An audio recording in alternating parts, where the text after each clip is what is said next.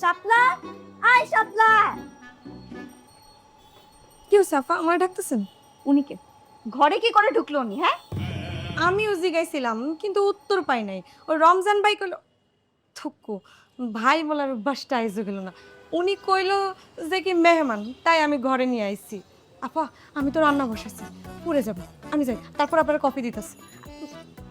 উফ, শহরের মানুষরাও কি বোকা, একজনের খবর জিজ্ঞাসা করে অন্যজনের কাছে।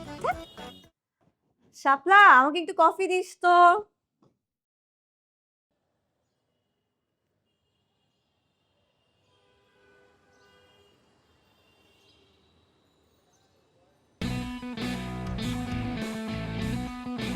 আপনি আপনি কে?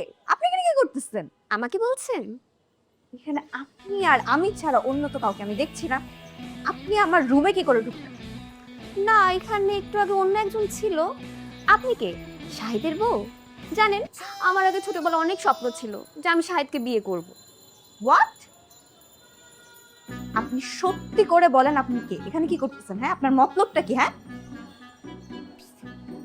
শাপলা, আয় শাপলা। কেউ সাফা আমার ডাকতেছেন? উনি কে? ঘরে কি করে ঢুকলো উনি? হ্যাঁ, আমিও জিগাইছিলাম কিন্তু উত্তর পাই নাই। ওই রমজান ভাই কইল থুকু ভাই বলার অভ্যাসটা আইজো গেল না। উনি কইল যে কি মেহমান, তাই আমি ঘরে নিয়ে আইছি। আপা আমি তো রান্না বসেছি, পুড়ে যাবে, আমি যাই, তারপর আপনার কফি দিতেছি। উফ, শহরের মানুষরাও কি বোকা, একজনের খবর জিজ্ঞাসা করে অন্যজনের কাছে। এক্সকিউজ মি, আপনি আমাকে বললেন? হ্যাঁ, তো এখানে আপনি ছাড়া অন্য কে আছে? শাপলা, তুই কাকে ঘরে ঢুকতে দিছিস আমার পারমিশন ছাড়া? আমার আসলে দোস্ত আর কিছু করার ছিল না রে।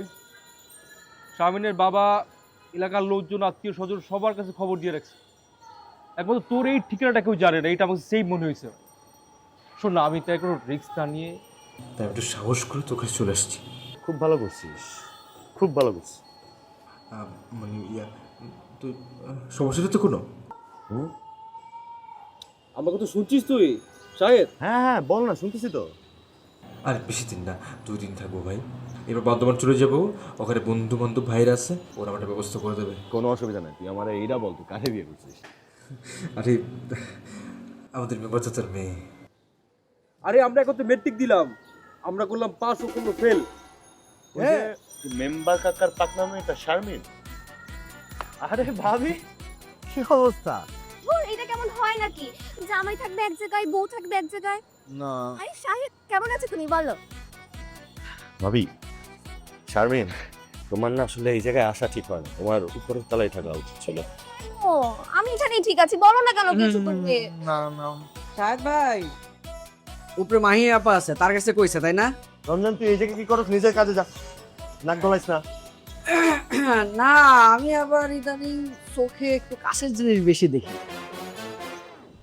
একটু আগে কারে জানে কি মানে এরকম কেন করতেছো তুমি? শাহ, যাও না, তোমার কাজে যাও, আমিও তো বুঝাই বলতেছি, চাপ না।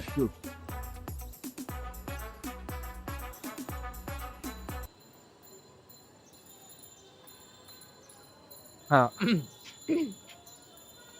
আসলে বিষয়টা হচ্ছে কি, কি হয়েছে বলো না। মানে এই বিল্ডিং এ 2টা ফ্ল্যাট, বুঝছো? 2টা ফ্লোরে 2টা মেস।